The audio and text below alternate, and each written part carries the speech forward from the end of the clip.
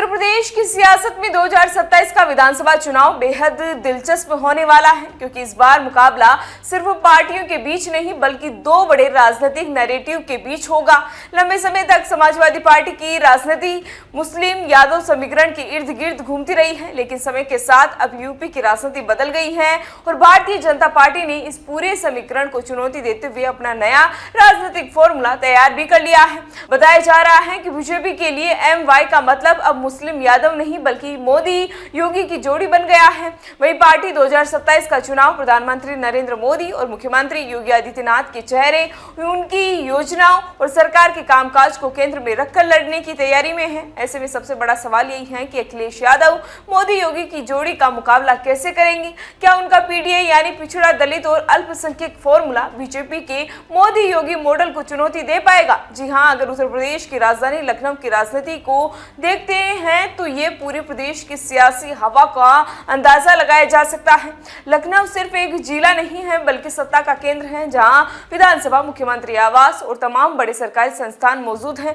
BJP के लिए यह इलाका लंबे समय से मजबूत गढ़ भी रहा है। 2017 के विधानसभा चुनाव में बीजेपी ने लखनऊ जिले की 9 में से 8 सीटों पर जीत दर्ज कर अपना दबदबा दिखाया था, लेकिन 2022 में समाजवादी पार्टी ने वापसी करते हुए बीजेपी को कड़ी चुनौती दी और मुकाबला 7-2 तक पहुंचा दिया है। यानी अखिलेश यादव के पास अभी भी अपनी जमीन मजबूत करने का मौका मौजूद है। 2024 के लोकसभा चुनाव में भी सपा और इंडिया गठबंधन के प्रदर्शन ने बीजेपी के सामने नई चुनौतियां खड़ी भी कर दी थी। लेकिन अगर बात करें आगामी 2027 विधानसभा चुनाव की, तो सवाल यही है कि अखिलेश यादव के सामने सबसे बड़ी चुनौती क्या होगी। दरअसल बीजेपी ने सिर्फ चुनावी समीकरण नहीं बदला है बल्कि एक नया नैरेटिव भी तैयार किया है।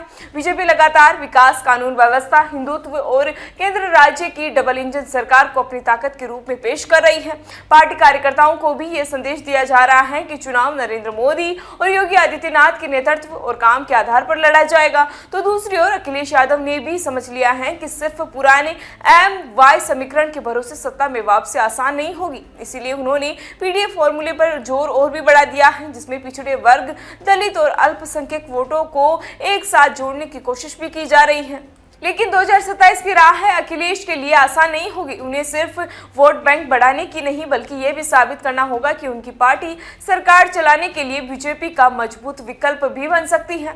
वहीं बीजेपी के सामने भी चुनौती होगी कि वह अपने पुराने प्रदर्शन को दोहरा पाए और जनता के बीच सरकार के कामकाज को लेकर भरोसा भी बनाए रखे। यानी अब 2027 का यूपी चुनाव बेहद रोचक मुकाबला बनने जा रहा है। एक तरफ मोदी योगी की जोड़ी अपने संगठन को मजबूती के साथ आगे बढ़ा रही है, तो दूसरी ओर अखिलेश यादव PDA के जरिए नया सामाजिक समीकरण बनाने की कोशिश कर रहे हैं। अब देखना यह होगा कि यूपी की जनता किस नैरेटिव पर भरोसा करती है, मोदी योगी के विकास और नेतृत्व वाले मॉडल पर या अखिलेश यादव के PDA समीकरण पर। फिलहाल इसी तरह की जानकारी के लिए बने रहिए हमारे साथ और देखते रहिए द इंडिया मूव्स। नमस्कार।